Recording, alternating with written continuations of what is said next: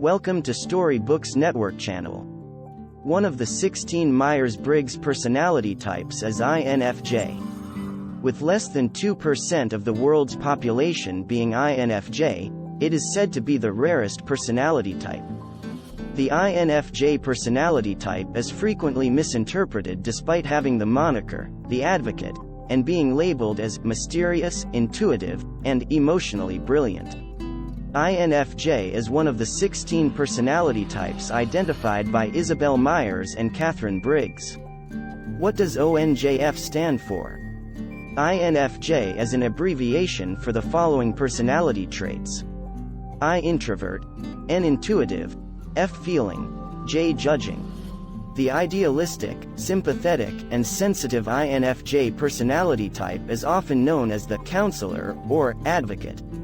Each of the INFJ personality type's 4 letters stands for a crucial characteristic.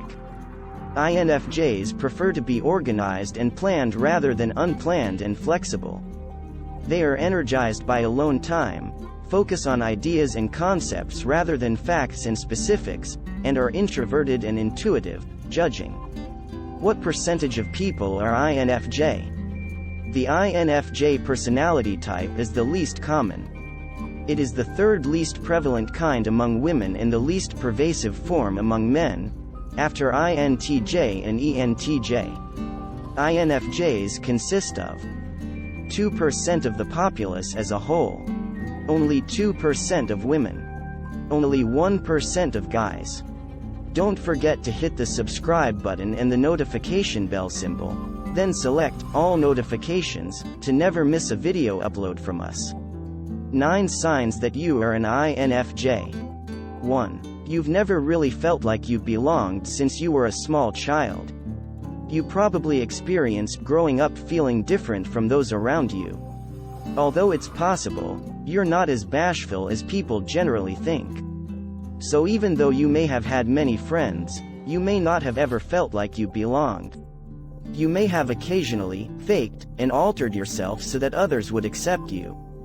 For an INFJ, this is typically because we require a sense of belonging and harmony with others around us. 2. You can be social depending on the circumstance.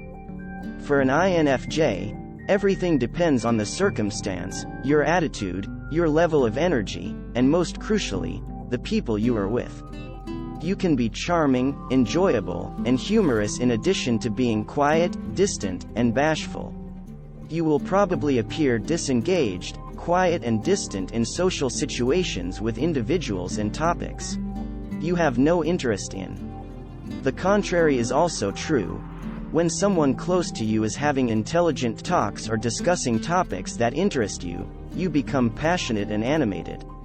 3. You are an introvert who also needs to socialize with the appropriate people to recharge.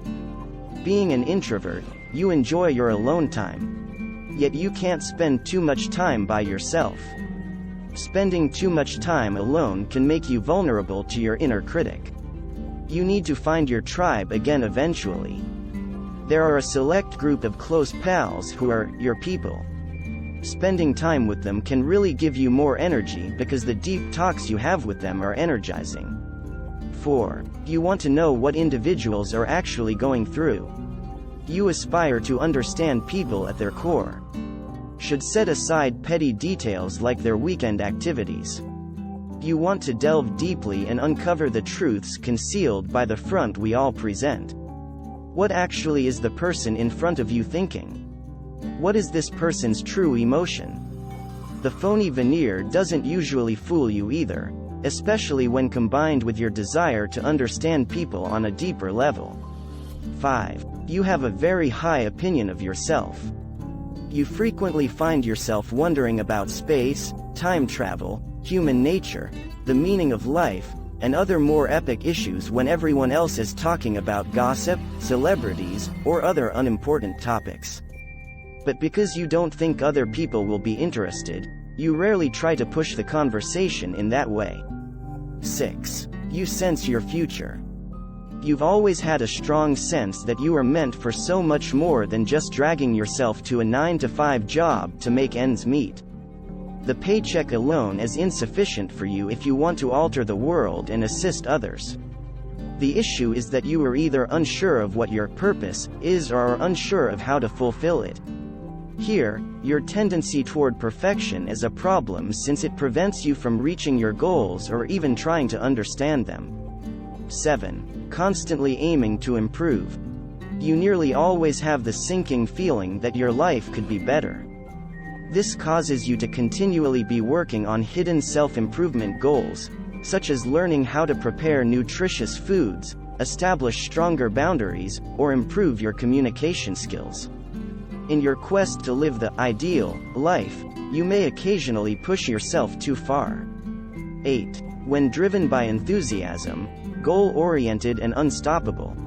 You're under pressure to complete tasks. You enjoy making to-do lists and crossing items off of them.